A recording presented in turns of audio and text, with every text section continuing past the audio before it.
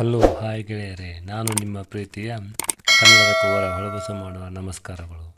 ಇವತ್ತು ನಾವು ದಕ್ಷಿಣ ಭಾರತದ ಪ್ರಮುಖ ರಾಜ ಮನೆತನಗಳ ಬಗ್ಗೆ ತಿಳಿದುಕೊಳ್ಳೋಣ. ಅದರೊಳಗೆ ರಾಜ ಮನೆತನ, ರಾಜಧಾನಿ, ಪ್ರಮುಖ ರಾಜ್ಯರು ಯಾರ್ಯಾರು ಎಂದು ತಿಳಿದುಕೊಳ್ಳುತ್ತಾ ಹೋಗೋಣ.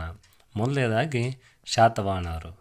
ಇವರ ರಾಜಧಾನಿ ಮಹಾರಾಷ್ಟ್ರದ ಪೈಠಾಣ. ಪ್ರಮುಖ ರಾಜ ಯಾರಾಗಿದ್ದರು ಅಂತಂದರೆ ಗೌತಮಿಪುತ್ರ ಶಾತಕರ್ಣಿ.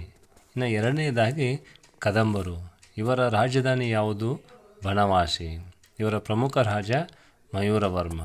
ಇನ್ನು ಮೂರನೇದಾಗಿ ಗಂಗರು. ಇವರ ರಾಜಧಾನಿ ತಲಕಾಡು. ಇವರ ಪ್ರಮುಖ ರಾಜ ದುರ್ವಿಣಿತ. ಇನ್ನು ನಾಲ್ಕನೇದಾಗಿ ಚಾಲುಕ್ಯರು. ಚಾಲುಕ್ಯರ ರಾಜಧಾನಿ ಯಾವುದೆಂದರೆ ಬಾದಾಮಿ. ಇವರ ಪ್ರಮುಖ ರಾಜನೆಂದರೆ ಇಮ್ಮಡಿ ಪುಲಕೇಶಿ. ಇನ್ನು ಐದನೇದಾಗಿ ಪಲ್ಲವರು. ಇವರ ರಾಜಧಾನಿ ಕಂಚಿ. ಇವರ ಪ್ರಮುಖ ರಾಜ ನರಸಿಂಹವರ್ಮ. ಆರನೆಯದು ರಾಷ್ಟ್ರಕೂಟರ ಮನೆತನ. ಇವರ ರಾಜಧಾನಿ ಮಾನ್ಯಖೇಡ. ಇವರ ಪ್ರಮುಖ ರಾಜ್ಯನೆಂದರೆ ಅಮೋಘ ವರ್ಷ ನೃಪತುಂಗ.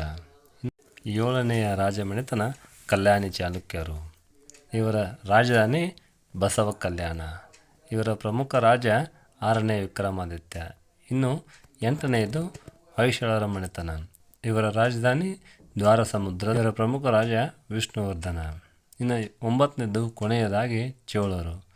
ಇವರ ರಾಜಧಾನಿ ತಮಿಳುನಾಡಿನ ತಂಜಾವೂರು. ಪ್ರಮುಖ ರಾಜನೆಂದರೆ ರಾಜ ಚೋಳ. ಈ ರೀತಿಯಾಗಿ ದಕ್ಷಿಣ ಭಾರತವನ್ನು ಆಳಿದ ಪ್ರಮುಖ ರಾಜಮನೆತನಗಳ ಬಗ್ಗೆ ನಾವು ಇವತ್ತು ತಿಳಿದುಕೊಂಡಿದ್ದೆವು.